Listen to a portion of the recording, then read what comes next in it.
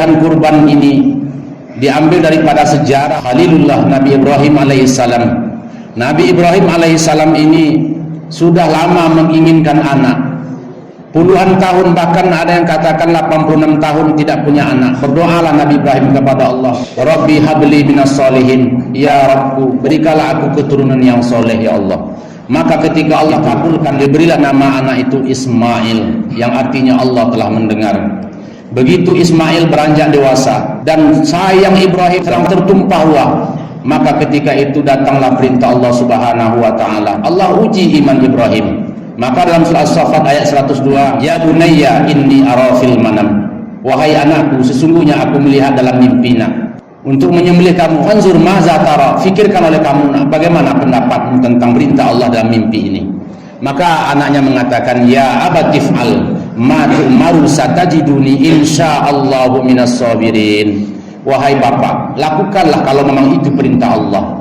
Bapak akan melihat aku termasuk orang-orang yang sabar. Maka dimuliakan Allah SWT, dilaksanakanlah penyembelihan itu.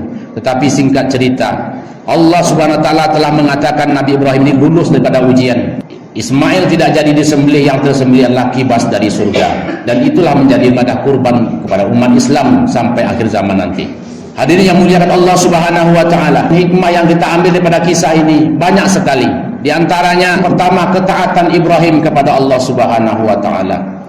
Ketaatan Nabi Ibrahim alaihissalam kepada Allah Subhanahu wa taala tidak terhalang oleh apapun, tidak terhalang oleh kecintaan kepada anak sendiri. Walaupun anak itu lama diinginkan, tapi Allah Subhanahu wa taala ingin mengorbankannya, dia siap untuk korbankan. Hadirin muliakan Allah Subhanahu wa taala. Hikmah kedua, kepatuhan seorang anak kepada ayah atas landasan perintah Allah Subhanahu wa taala. Ini yang patut kita ambil contoh. Kita bagi anak-anak, patuhilah orang tuamu selagi orang tuamu patuh kepada Allah. Jangan sampai kamu durhaka kepada orang tua. Jangan kamu sampai membantah orang tuamu, apalagi kamu menzalimi orang tuamu. Jadilah anak yang berbakti kepada orang tua selagi orang tua itu di dalam Allah Subhanahu wa taala. Yang ketiga, hikmah yang harus kita ambil di sini adalah musyawarah dalam rumah tangga. Bagaimana Nabi Ibrahim alaihissalam bermusyawarah dengan anaknya, walaupun itu perintah Allah tetap dimusyawarahkan. Maka hendaknya menjadi pelajaran bagi kita. Apapun yang harus kita buat, apapun yang hendak kita perlakukan, yang harus kita putuskan dalam satu rumah tangga, walaupun seorang bapak, seorang suami sebagai pimpinan dalam rumah tangga, maka dia hendaknya harus bermusyawarah dahulu dengan istri dan anaknya. Dan ini suatu jalan yang terbaik. Apabila musyawarah sudah terjadi, maka tidak akan timbul pertikaian dalam rumah tangga. Hargailah pendapat orang lain, terutama kita dalam rumah tangga. Hargailah pendapat istri kita, hargailah pendapat anak kita. Hadirin muliakan Allah Subhanahu wa taala. Di dalam hal kita taat kepada Allah, Allah berikan kekuatan sama-sama membangun masjid yang dahulu kecil. Masjid lama sekarang sudah menjadi baru, sudah megah, sudah lapang. Ini satu anugerah daripada Allah Subhanahu wa taala. Dengan menangis pengurus tadi mengatakan pembangunan kita dianggap selesai, terharu. Ini perlu juga kita merasakannya, bahwa perjuangan ini bukanlah sia-sia, dan perjuangan ini bukanlah ringan. Ada satu hal yang harus kita tanamkan dalam jiwa ini. Terharu kita menangis kita setelah selesai menyelamatkan pembangunan masjid. Tetapi ingat, kalau kita tidak hati-hati, bukan pembangunan itu sekedar bangunan fisik saja, tetapi yang lebih wajib lagi membangun jiwa daripada masyarakat di sekeliling masjid. Yang pertama sekali tanggung jawab adalah memakmurkan masjid. Memakmurkan masjid bukan memegahkan masjid, tapi yang lebih penting adalah banyaknya orang yang keluar masuk untuk sholat berjamaah dalam masjid. Adanya amalan-amalan masjid, menghidupkan masjid. Kau dapat 24 jam tiap hari, minimal 5 waktu berjamaah harus ada di masjid ini. Harus ada azan berkumandang di masjid kita.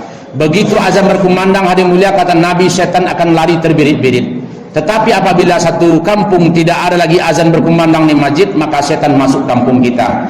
Dan apabila setan sudah menguasai kampung kita, lihatlah akan terjadi perubahan yang sangat drastis, yaitu maksiat merajalela di kampung kita. Perbuatan amoral akan terjadi. Maksiat-maksiat apabila terjadi di kampung kita, maka musibah akan terjadi pula. Maka dimulia, bentengnya adalah hidupkan masjid. Masjid ibarat jantung dalam satu kampung. Sebagaimana jantung dalam tubuh kita, apabila jantung dalam tubuh kita sehat, maka tubuh kita pasti akan sehat. Begitu juga apabila masjid itu sehat. Bagaimana menandai masjid itu sehat? Banyak orang keluar masuk untuk sholat berjamaah di masjid. Berbondong-bondong orang masuk masjid, keluar masjid untuk melaksanakan sholat 5 waktu dan juga kegiatan-kegiatan lain seperti ta'lim, pengajian, membaca Al-Quran, belajar ilmu agama dan sebagainya. Itu tandanya masjid itu sehat. Ibarat jantung dalam tubuh sehat, maka kampung itu akan menjadi sehat. Sehat dalam arti makna selamat daripada musibah dan maksiat kepada Allah Subhanahu wa taala.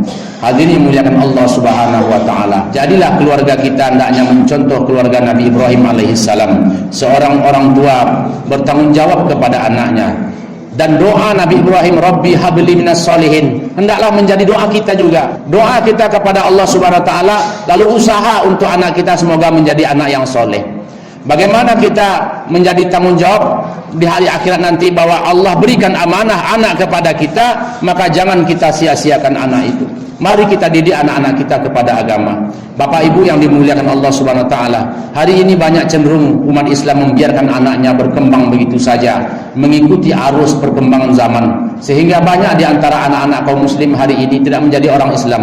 Anak-anak kaum muslimin hari ini menjadi orang-orang yang sepertinya menentang Islam. Mereka tidak tahu agama, mereka tidak pandai sholat, tidak pandai mengaji, tidak kenal masjid, bahkan bermusuhan dengan orang-orang masjid. Na'udzubillah summa na'udzubillah. Dalam khutbah ini saya sampaikan, mari kita jadikan anak itu tanggung jawab kita. Didiklah anak-anak kita kepada agama, biasakan mereka ke masjid mulai sejak dini, mulai sejak anak-anak biasakan ke masjid sehingga nanti dia cinta masjid. Ajarkan anak-anak kita mengaji, jangan sampai sudah dewasa anak-anak kita tidak pandai mengaji. Yang anehnya hari ini, anak-anak kita disekolahkan tinggi-tinggi dalam perkara dunia, sampai mengetahui bahasa Jerman, bahasa Inggris, mengetahui teknologi, sampai dikuliahkan ke luar negeri. Tetapi yang penting dalam hidup ini, yang berpengaruh dalam hidup dunia dan akhirat, membaca Al-Quran mereka tidak pandai, kita lengah saja. Na'udzubillah summa na'udzubillah. Inilah satu kemunduran dalam kehidupan kita. Hadirin muliakan Allah Subhanahu wa taala, jangan lagi biarkan anak-anak kita tinggalkan sholat. Di antara kita orang tua, kita yang membesarkan anak, ibu-ibu kita yang melahirkan anak, lalu kita susukan anak, kita didik anak, bapak-bapak kita yang mencari nafkah untuk anak kita, memberi makan keluarga kita, menyekolahkan mereka sampai pandai, bahkan sampai bisa bekerja, hasil dari perjuangan kita sebagai orang tua. Tetapi sayangnya ketika mereka meninggalkan sholat, kita tidak mampu untuk menyuruh mereka, tidak mampu untuk mengajak mereka untuk supaya taat kepada Allah Subhanahu wa taala.